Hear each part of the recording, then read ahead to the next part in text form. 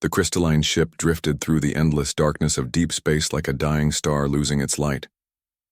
Captain Zara stood on the command deck of the Crystal Song, watching her crew grow weaker with each passing hour. Her body made of living crystal that normally pulsed with vibrant energy now flickered like a candle in the wind. The Karathi were an ancient race of explorers who had traveled the galaxy for thousands of years, but they had never faced a crisis like this. 3 days ago, they had been mapping a new sector of space far from any known trade routes or inhabited systems. Their mission was simple exploration and cataloging of dead star systems for future reference. But then they had flown through what seemed like empty space only to discover too late that it was an ancient battlefield from a war that ended before most current civilizations existed. Debris moving at incredible speeds had torn through their hull like paper. Now the Crystal Song was dying. And so, were they? The life support systems were failing one by one. The temperature inside the ship was dropping, and for a race that needed warmth to maintain their crystalline structure, this was a death sentence. Zara had sent out a distress signal, but she knew the truth: they were too far from anyone who might help. The nearest station was weeks away at their best speed, and they could barely manage a crawl with their damaged engines. Lieutenant Vell approached her captain with readings from the communication array. The young officer had only been with the crew for 2 cycles, but she had proven herself capable and brave even in this desperate situation. Captain, our distress beacon continues to broadcast, but there has been no response. We are beyond the range of any patrol routes. Zara touched the younger Karathi, gently causing both their forms to resonate with a soft, musical tone. It was their way of showing comfort. "How is the crew?" she asked, though she could see the answer in the dimming lights of her people. Engineer Crix is keeping the remaining life support running, but he estimates we have perhaps 10 hours before total failure. The others are conserving energy in the crew quarters. Some have already entered the deep sleep. The deep sleep was what their kind called the state before death, when a Karathi would dim their light to almost nothing to preserve their remaining energy. It could extend their life by days, but once entered, it was difficult to return from. Zara felt the weight of command pressing on her. These were her people, her responsibility, and she had led them to this empty corner of space to die. In another part of the galaxy entirely, a human woman named Lisa Morgan was having the worst day of her career. As an independent repair contractor, she had left Station 9 with what should have been a simple job, fixing a mining platform's communication array. The pay was good, and the work was straightforward. Everything had been fine until she reached the jump gate. Jump gates were the highways of space, massive structures that could fold space and allow ships to travel vast distances instantly. They were also very precise machines that required exact coordinates to function properly. Lisa had input what she thought were the right coordinates, but somewhere along the way a decimal point had shifted. Now, instead of arriving at mining platform 7, she was in the middle of absolutely nowhere. Her ship, the Lucky Break, was a modified cargo hauler that she had converted into a mobile repair shop. It was not pretty to look at, with patches of different colored metal where she had repaired damage over the years, and equipment bolted to the outside that made it look like a flying junkyard. But it was reliable, and it was hers. She had spent 5 years building her reputation as someone who could fix anything anywhere. Lisa checked her navigation systems again, hoping they would tell her something different. But the truth remained the same: she was lost. The nearest jump gate, according to her charts, was at least a month away at her ship's maximum speed. Her fuel would last that long if she was careful, but it would be a long, lonely journey. She was about to begin plotting a course home when her communications array picked up something unexpected: a distress signal. It was weak and in a language her translator could not fully understand, but it was definitely a call for help. Someone else was out here in this empty space, and they were in trouble. Lisa hesitated for only a moment. The smart thing would be to ignore it. She had her own problems, and getting involved with an unknown situation in deep space was dangerous. But she could not do it. It was not in her nature. Her father had always told her that humans had gotten where they were by helping each other, and that did not change just because they were now among the stars. She adjusted her course toward the signal and pushed her engines harder than she normally would. The Lucky Break groaned in protest but held together as she got closer. The signal became clearer and her translator began to pick up words. Damaged, critical, failing, help. Those were universal concepts that needed no real translation. 6 hours later, Lisa saw the ship on her sensors and gasped out loud. It was beautiful and terrible at the same time. The vessel looked like it was carved from a single massive crystal that caught and reflected starlight in ways that seemed impossible. But it was, also clearly dying. Huge tears in the hull showed where something had ripped through it and debris floated around it like a cloud of destruction. Back on the crystal song, Vel suddenly straightened at her station. Captain, I am detecting a ship approaching. Zara felt a spark of hope but tried not to let it show. What kind of ship is it, one of ours? Vel studied the readings with confusion. No, Captain, it appears to be. It appears to be human. Human. Zara had heard of them, of course. Everyone had in the 50 years, since they had joined the galactic community. They were the newest species, barely out of their home system by galactic standards. Their technology was primitive, their ships were ugly, and their bodies were soft and fragile. But they had survived, where others said they would fail. They had adapted and grown and earned their place among the stars. But what was a human doing out here? This was nowhere. They were beyond any trade routes, beyond any colonies, beyond any reason for anyone to be here. The communication system crackled to life and a voice spoke in accented but understandable galactic standard. This is repair vessel. Lucky Break, responding to your distress signal. I am approaching your position and I want to help. Can you understand? Zara moved to the communication panel, her movements slow and careful to preserve energy. This is Captain Zara of the Karathi vessel. Crystal Song, we understand you. We have suffered critical damage, and our life support is failing. She paused, not wanting to beg but knowing she had no choice. We need help. The human voice came back immediately without hesitation. I am Lisa Morgan, and I am coming to help you. Hold on. I will be there in 20 minutes. Can you last that long? Zara looked at her dying crew and her dying ship. 20 minutes might as well be 20 years in their condition, but this human, this Lisa Morgan, was their only hope. We will try, she responded. We will try.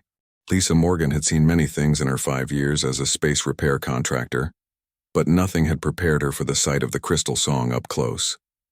The ship was easily 10 times the size of her Lucky Break, and seemed to be grown rather than built. Every surface caught and bent light in ways that made her eyes water if she looked too long.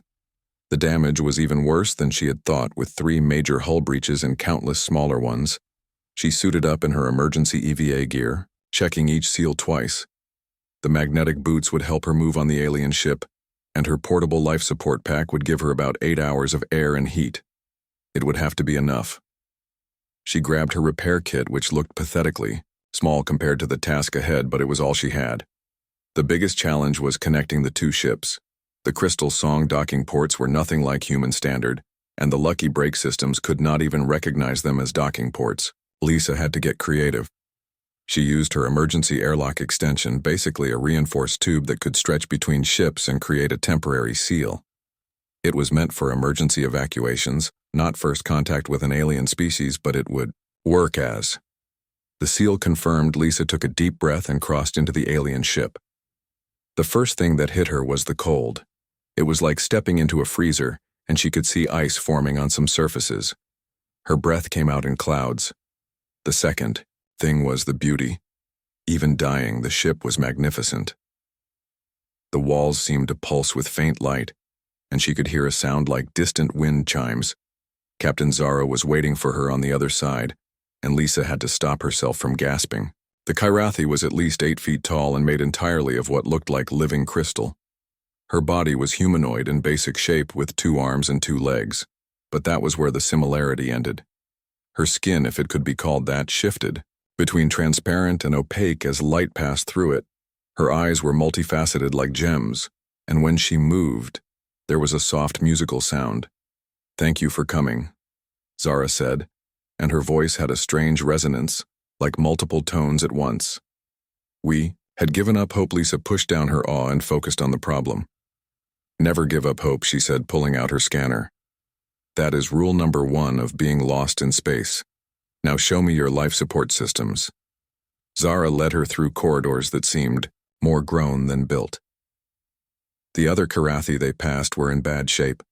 Many were sitting against walls, their light so dim Lisa could barely see them. Some did not move at all, and she hoped they were just conserving energy, not already gone. The crew, that could still move, watched her with those jeweled eyes showing a mixture of hope and disbelief. The life support center was a disaster. Lisa had worked on a lot of different systems, but Karathi technology was unlike anything in her experience. Instead of wires and circuits, everything seemed to be based on resonance and crystalline matrices. The damage was extensive, with several major components shattered and others flickering. Weakly, Engineer Crix was still at his post, though he looked ready to collapse. His crystalline form was so dim that Lisa could see through him completely. He tried to explain the systems to her, but the concepts did not translate well. What she understood was that the Karathi needed specific frequencies of energy to maintain their crystalline structure, and without it they would eventually shatter.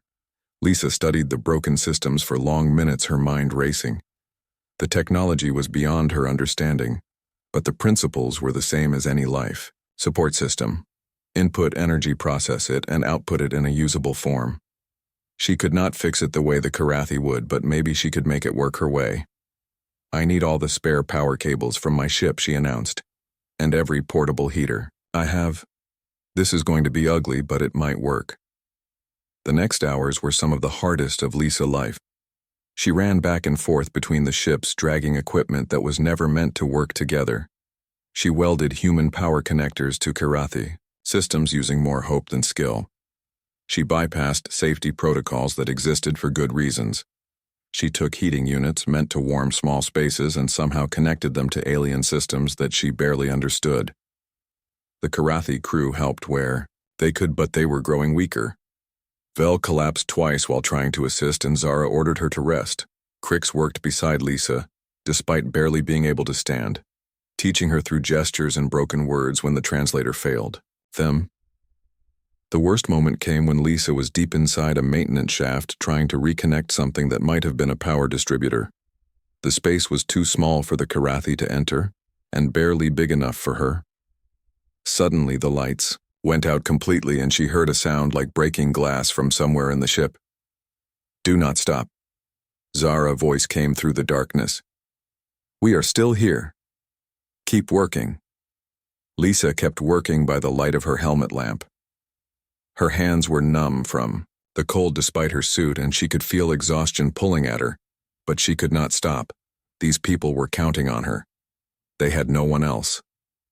Finally, after what felt like days, but was probably 6 hours, Lisa connected the last cable and activated the improvised system. Nothing happened for a long moment, then slowly lights began to flicker on. The sound of machinery starting up filled the air, and she could feel warmth beginning to flow through the vents. "It is working," Crix said, his voice full of wonder. "The harmonics are wrong and the frequency is unstable, but it is working." Lisa crawled out of the maintenance shaft and found the Karathi crew gathering. Their lights were growing brighter, and some who had been completely dim were beginning to move again. Zara stood in the center of the room, her crystalline form now pulsing with steady light. "You saved us," she said to Lisa. "How can we ever repay you?" Lisa was too tired to stand, but she managed to smile. "Fix your ship and get home safe," she said. "That is payment enough," but the repairs were far from over. The life support was working, but barely. The hull breaches still needed to be sealed, and the engines were operating at less than 30% capacity. The Crystal Song could limp along, but it would take months to reach the nearest station at their current speed. Lisa looked at her supplies and made a decision. She had emergency hull sealant foam that hardened in contact with vacuum. It was meant for small breaches, not the massive tears in the Crystal Song. But if she was careful and creative, she might be able to make it work. The next phase of repairs was even more dangerous. Lisa had to go outside the ship in full EVA to apply the sealant. The void of deep space was unforgiving, and one mistake would mean her death. But she suited up anyway because that was what needed to be done. Working in zero gravity while trying to patch holes bigger than her entire ship was a nightmare. The sealant foam was designed for human hull materials, not crystalline structures, and it did not want to stick. Lisa had to heat each section with her plasma cutter to create a surface the foam could bond to, all while floating in the endless black with only her magnetic boots. Keeping her connected to the ship, Vel watched from inside the ship, ready to respond if something went wrong. The young Karathi had recovered enough to help, and she was proving to be a quick learner about human technology. She cannot possibly do this, Vel said to her captain. No one could. Zara watched the small human figure working on their hull. She is doing it anyway, she replied. That seems to be the human way. 3 times. Lisa's supply of sealant ran out and she had to return to her ship for more. Each time she was more exhausted and the Karathi could see her movements getting slower, but each time she went back out without complaint. By the time she finished the last breach, her oxygen was running dangerously low and her hands were shaking from exhaustion. When she finally came back inside and removed her helmet, her face was pale and covered in sweat. Crick scanned her with concern and reported that her body temperature was dangerously low and her energy readings were critical. She needed rest immediately, but Lisa was not done yet. The engines still needed work, and without them, the Crystal Song would never make it home. The engine room of the Crystal Song was a cathedral of crystal and light. Even damaged, it was beautiful beyond anything Lisa had seen. The main drive core was a massive crystal formation that seemed to pulse with its own inner fire. But that fire was dying, and with it the ship's ability to move through space. Crix led her through the chamber, pointing out the damage with hands that shook from weakness. The debris had not just punched holes in their hull, it had sent shockwaves through the entire crystalline structure of the ship. Microfractures ran through everything, and several major components were completely shattered. Lisa sat down on what might have been a bench, though it was hard to tell with alien furniture, and really looked at the problem. The Karathi engines worked on principles she did not understand, something about harmonic resonance and crystalline energy matrices. But broken was broken in any language, and she could see what was broken even if she did not understand how it was supposed to work. The human looked at Crix, who was leaning heavily against a console. Your engines, they respond to sound frequencies, right? The engineer brightened slightly. Yes, the crystals resonate at specific frequencies to generate thrust, but the control matrices are destroyed. We cannot create the proper harmonics. Lisa thought about this for a long moment, then had an idea that was either brilliant or insane. In her ship, she had a sound system that she had installed during a particularly lonely stretch of repairs on a mining station. It was nothing fancy, just speakers and an amplifier, but it was powerful enough to fill her cargo bay with music. What if they could use that? I will be back, she said, and headed for her ship. 20 minutes. Later, she returned, dragging speaker cables and equipment that looked absurdly primitive next to the elegant Karathi technology. Crix watched in confusion as she began setting up speakers around the damaged drive core. What are you doing? Vel asked. Having come down to help, Lisa grinned for the first time in hours, making the worst and possibly most effective repair in the history of space travel. She said, your engines need sound frequencies to work right. Well, I cannot fix your control systems, but I can give you sound. She connected her music system to her portable computer and began programming. She could not replicate the complex harmonics the Karathi systems produced, but she could create simple frequencies and layer them. Basic physics said that sound was just vibration and vibration was energy. If she could find the right combination, maybe she could make the crystals resonate enough to produce thrust. The first attempt produced a horrible screeching that made everyone cover their ears, or whatever Karathi used for hearing. The crystals flickered but did not engage. The second attempt was too low and nothing happened at all, but Lisa kept trying, adjusting frequencies and combinations with Crix guiding her. On the 15th attempt, something changed. The drive core began to glow brighter, and there was a deep thrumming that seemed to come from the ship itself. Crix checked his readings and his eyes went wide in amazement. We have thrust. Not much, but we have thrust. Lisa fine-tuned the frequencies, pushing the makeshift system as far as she dared. The speakers were not meant for this kind of continuous use, and she could smell them starting to overheat. But it was working. The crystal song could move again. Captain. Zara arrived in the engine room, drawn by the impossible sound of her ship coming back to life. She found Lisa and Crix working side by side, the human woman adjusting frequencies, while the Karathi engineer monitored the results they had achieved. Maybe 40% engine capacity. Not enough for faster than light travel, but enough to get them home. How long will this last? Zara asked. Lisa checked her equipment and did some quick calculations. If the speakers hold and nothing else breaks, maybe 2 weeks. Could be 3 if we are lucky. That should be enough to reach the nearest station. Right, Zara consulted her navigation charts. Yes, if we push hard we can reach Station 7 in 12 days. But your equipment, can it handle that? Only one. Way to find out, Lisa said, but she was smiling. These speakers once survived a 3-day music festival on a mining colony where the miners really liked their music loud. I think they can handle this. The next few hours were spent securing everything, and preparing for the journey. Lisa went through the ship one more time, checking every repair and making small adjustments. She showed Vel how to monitor the life support modifications and taught Crix the basics of maintaining the speaker system. She even created simple instruction guides using pictures since written language did not translate well. As they prepared to leave, Lisa realized a problem. Her own ship. The lucky brake was still lost. She had no idea where the nearest jump gate was, and her fuel would not last long enough to find it randomly searching. But she did not mention this to the Karathi. They had enough problems without worrying about her. Zara, however, was not foolish. She had been watching the human woman and had seen her checking her own navigation systems. You are lost too, are you not? She asked quietly while the others were busy. Lisa hesitated, then nodded. Yeah. Took a wrong turn at a jump gate, decimal point in the wrong place, and suddenly, I am in the middle of nowhere. But do not worry about me, I will figure something out. I always do. You will come with us, Zara said, and it was not a question. Station 7 has jump gates to most of the major systems. We will make sure you get home. Lisa started to protest, but Zara raised a crystalline hand that chimed softly. You saved my crew. You saved my ship. The least we can do is make sure you do not die in this empty space because you stopped to help us. And so they began the journey together. The crystal song, limping along on jury-rigged engines and life support held together by human stubbornness and alien determination. Lisa had to adjust the frequencies every few hours as the speakers degraded and new problems arose.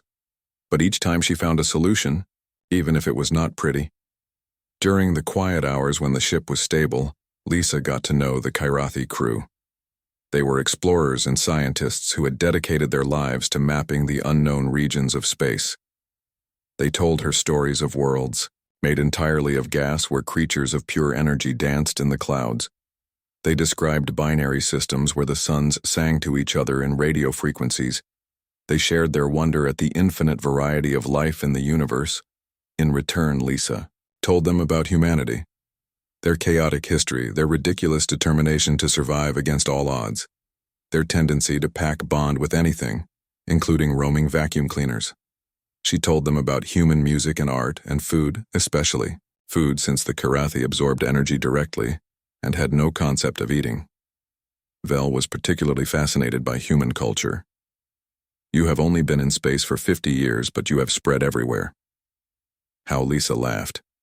We are really good at adapting. Plus, we are too stubborn to know when we are supposed to give up. Someone tells a human something is impossible, and the human says, hold my beer, and does it anyway. What is beer? Vel asked. That started a whole other conversation that lasted 3 hours, and ended with the entire Karathi crew being both fascinated and mildly horrified by the concept of fermentation. On day 6 of the journey, disaster struck again. One of the speakers finally gave out completely, and the engine output dropped to almost nothing. They were still moving, but at their current speed it would take months to reach the station. Lisa had no more speakers, and the remaining ones were already pushed beyond their limits. But Crix had an idea. He had been studying the human technology, and thought he understood the principle. What if they could use the ship's internal communication system? It was not designed for this, but the Karathi had speakers throughout the ship for announcements and emergency signals. If they could rewire them all to work together. It was insane, but they were desperate. Lisa and Crick spent 18 hours straight rewiring the entire communication system of the Crystal Song, turning it into one massive speaker array. When they finally activated it, the entire ship hummed with sound, but it worked. The engines responded and they were moving again. Zara watched all of this with growing respect for the human woman. Lisa had not slept more than a few hours since arriving. She had pushed herself beyond what should have been possible for her species, but she never complained, never suggested giving up. She just kept working, kept finding solutions, kept pushing forward. On day 10, they encountered another problem. The patch job on one of the hull breaches was failing. The foam had not bonded properly with the crystalline structure and was starting to crack. They were losing atmosphere again. Lisa stared at the failing seal through the observation port and knew she was out of options.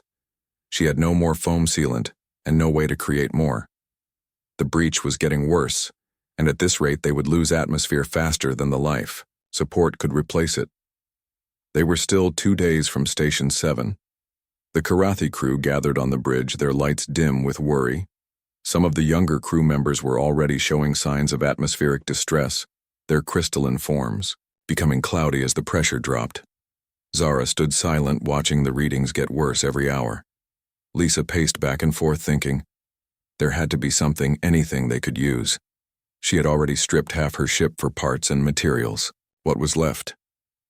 The answer came to her suddenly, and she did not like it at all. "I need to talk to you," Lisa said to Zara, pulling her aside. "About my ship." The lucky break was small, but it was airtight. More importantly, its hull was made of a composite material that could be cut into sections and welded. If she could remove some plating from her own ship, she might be able to create a patch for the Crystal Song. But doing so would mean sacrificing parts of her ship that she might need later. "Your ship is your livelihood," Zara said, understanding immediately. "I cannot ask you to destroy it for us." Lisa looked at the Karathi crew. Vel was helping a younger crew member who could barely stand. Crix was still at his post despite being so weak. His form was nearly transparent. These people had become more than just strangers in distress over the past 10 days. They had become friends. "It is just metal," she said. "Finally, I can get another ship. I cannot get another crew of friends." The next hours were some of the hardest work yet. Lisa had to cut sections from her own hull, being careful not to damage anything critical. She removed plating from the cargo area, which meant losing a lot of storage space. She took panels from the crew quarters, which meant exposing some areas to space. But she got what she needed. Working in EVA again, she welded the human hull plating over the failing Karathi seal. It was ugly, mixing the practical gray metal of human engineering with the beautiful crystal of the alien ship. But it worked. The breach was sealed and the atmosphere stabilized. When Lisa came back inside, she found the entire Karathi crew waiting for her. They did something she had not seen before. They began to sing. It was not singing exactly, but their crystalline bodies resonated together, creating a harmony that filled the ship. It was beautiful and sad and grateful all at once. It was their way of saying thank you. Zara explained later. A harmony of gratitude that would be remembered in their crystals forever. On day 11, they faced their final crisis.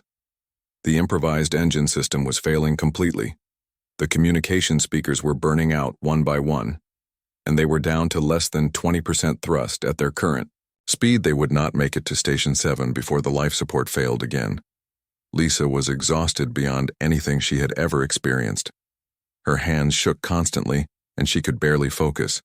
But she had one last idea. It was dangerous and probably stupid, but it might work. The lucky break still had its own engines. They were small compared to what the Crystal Song needed, but they were functional. What if she could somehow link her ship's engines to theirs? It would mean physically connecting the two ships and running her engines beyond safe limits, but it might give them the extra push they needed. Crix looked at the idea and immediately saw the problems. The stress could tear both ships apart. The lucky break was not designed to push something as massive as the Crystal Song. But Lisa was already working on the calculations. She would need to connect the ships using every docking clamp and magnetic anchor she had. Then she would need to align her engines perfectly with their center of mass to avoid spinning them off course, and she would need to run her engines at 150% capacity for 24 hours straight. Her engines will not survive, that Crix told Zara privately. She is destroying her ship to save. Azara watched Lisa work with a determination that seemed to defy physics itself. She is destroying her ship, but she is saving her friends. That seems to be a trade she is willing to make. The connection process took 6 hours. Every clamp had to be perfect, every angle calculated precisely. Lisa welded additional supports where she could and reinforced stress points that looked weak. When it was done, the lucky break looked like a tiny parasite attached to the massive crystal song. Lisa sat in her pilot seat one last time and started her engines. The vibration was immediate and violent. Her whole ship shook as it tried to push the massive alien vessel. But slowly, painfully, they began to accelerate. The first hour was bad. The second was worse by hour 6. Lisa could smell burning from her engine room. By hour 12, warning lights covered her console like a Christmas tree she had once seen on Earth. But they were moving. Station 7 was getting closer. Belle stayed with Lisa, keeping her company as her ship slowly tore itself apart. The young Karathi had learned enough about human technology to understand what every warning meant. She watched the human woman ignore them all, focusing only on keeping the engines running.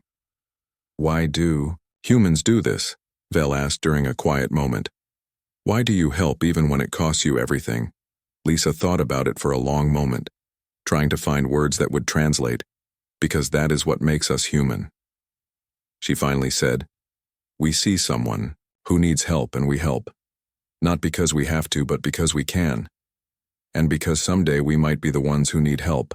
Hour 18 brought catastrophe. Lisa's main engine exploded. It did not fail or burn out. It actually exploded. The lucky brake emergency systems contained the damage, but the ship lurched violently, and several of the connecting clamps failed. Lisa did not hesitate. She grabbed her emergency toolkit and rushed to the connection points in full EVA gear. Working in the space between the two ships while they were still under thrust was insanely dangerous.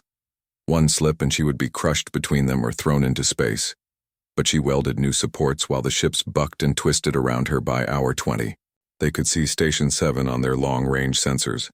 It was a beautiful sight, a massive structure that meant safety and survival.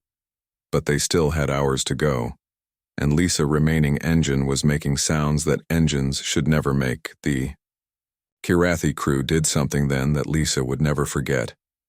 They gathered in the engine room and began to sing again, but this time their harmony was different. It was not just gratitude, but strength. They were giving what little energy they had left to their ship to keep it going. Whether it was the singing or just luck, they made it. The crystal song limped into Station 7 docking bay on the last gasps of Lisa's remaining engine. As soon as they were secure and pressurized, the lucky brake gave up completely. Every system failed at once and the ship went dark. Lisa sat in her dead ship and finally allowed herself to cry, not from sadness, but from relief and exhaustion. They had made it. Everyone was alive. Her ship was destroyed, but the people were safe.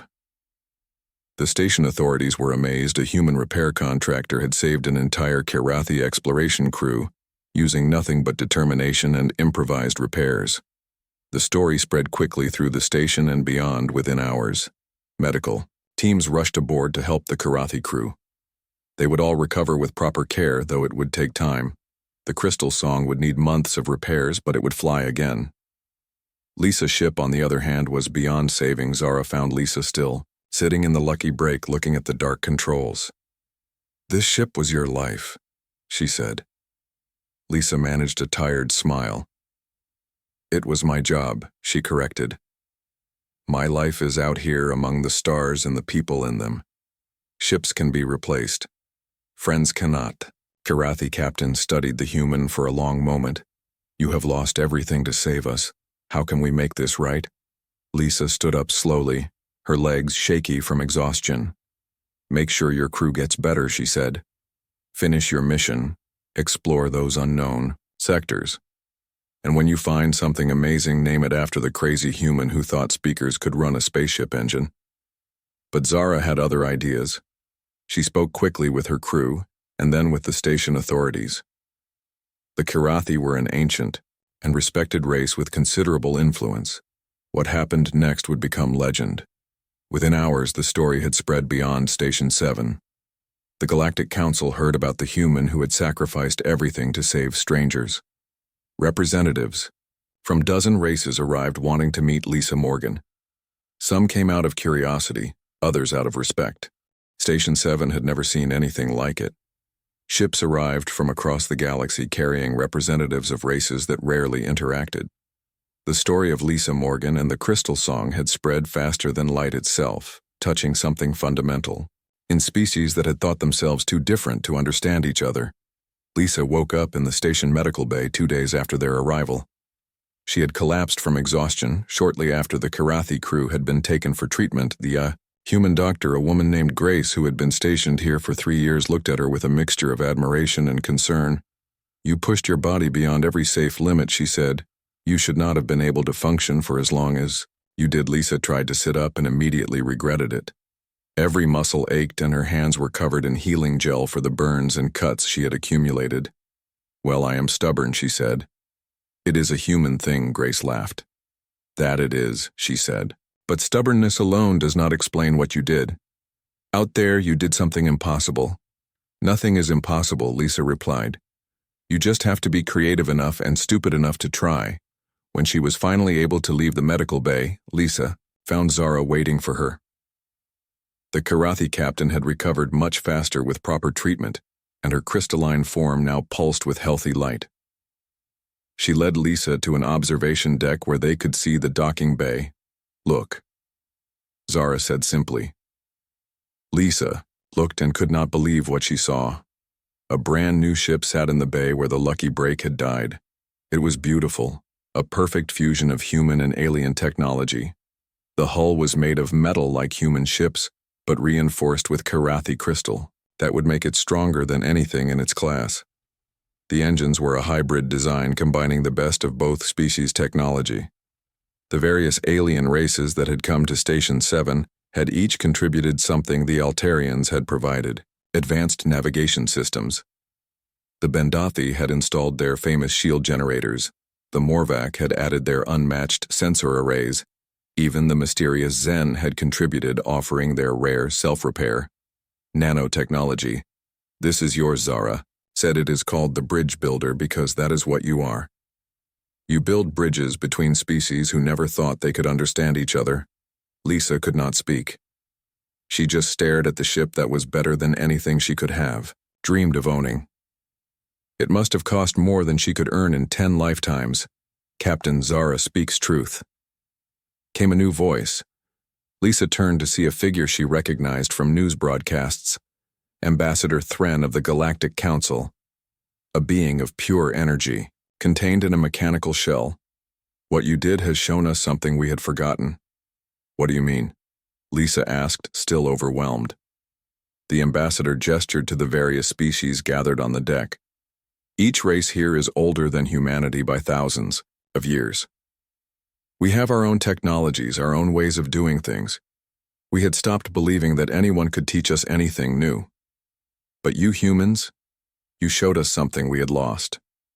What Lisa asked, genuinely confused. Thren seemed to pulse with something that might have been amusement. "You showed us that the most advanced technology in the universe is not weapons or shields or engines. It is compassion and the willingness to risk everything for strangers. That is what builds civilizations, and what holds them together." Vel approached, then carrying a datapad. She had been appointed as liaison between the Kirathi and the station authorities. The young officer had grown during their ordeal, becoming more confident and decisive. "I have been researching human history," she announced. "Do you know that your species has a concept called barn raising?" Lisa laughed. "Yes, neighbors coming together to help someone build a barn that they could not build alone." Vel gestured to the ship. "That is what this is, a galaxy raising. Every species that heard your story wanted to help because you reminded us that we are all neighbors in the void. Over the next days, Lisa learned more about her new ship.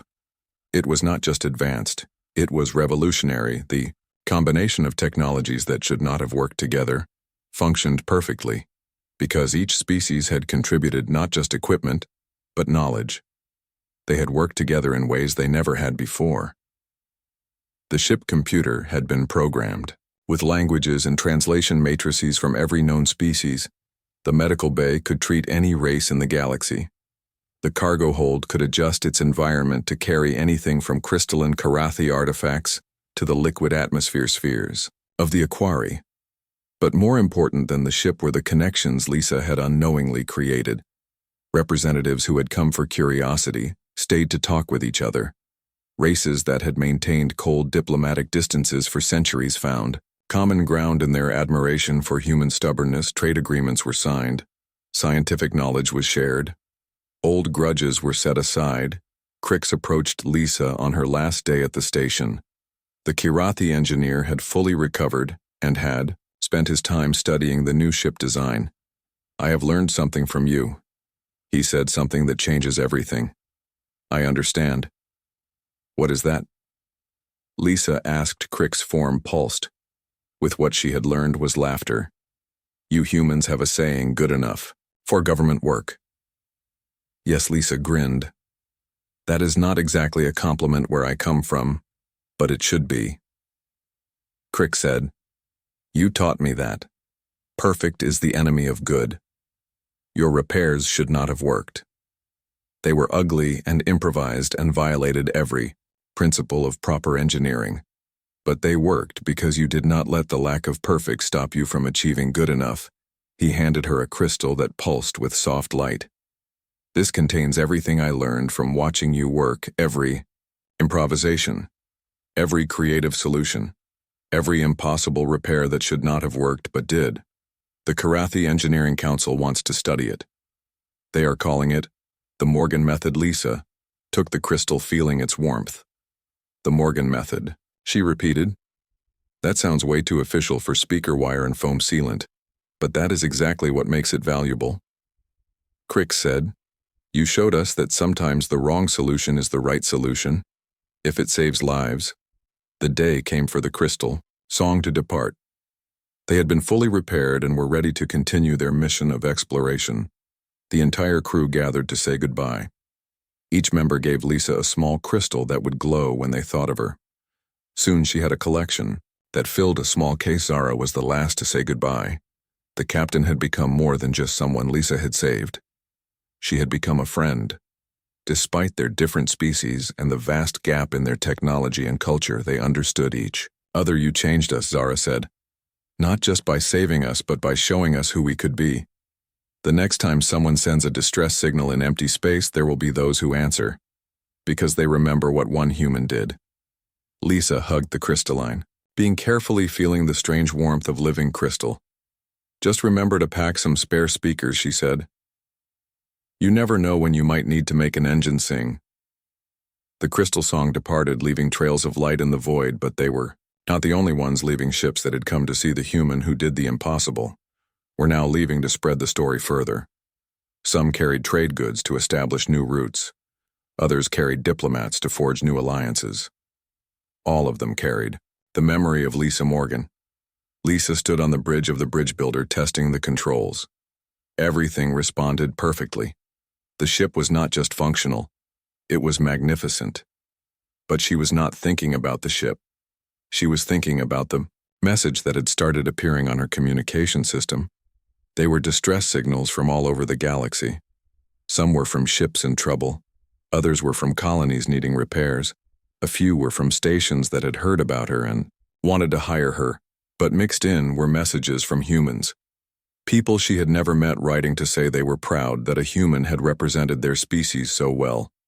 Grace, the doctor from the medical bay, joined her on the bridge. She had requested a transfer to serve as medical officer on the bridge builder. "I want to be part of whatever happens next," she said, "because something tells me that with you, impossible is just another word for." Tuesday, Lisa laughed and began plotting a course toward the nearest distress signal. She had a new ship, a new crew member, and a galaxy full of people who might need help. It was time to get back to work.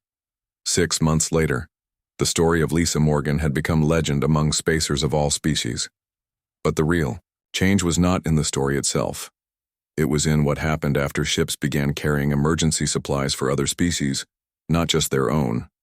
Repair crews started learning basic fixes for alien technology.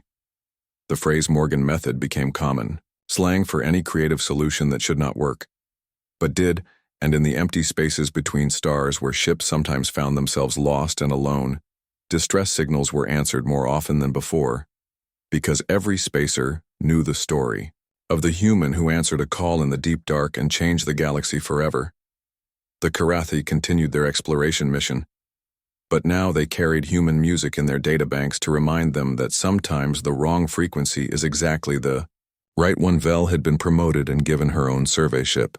She named it the Lucky Break 2 in honor of the ship that had saved them.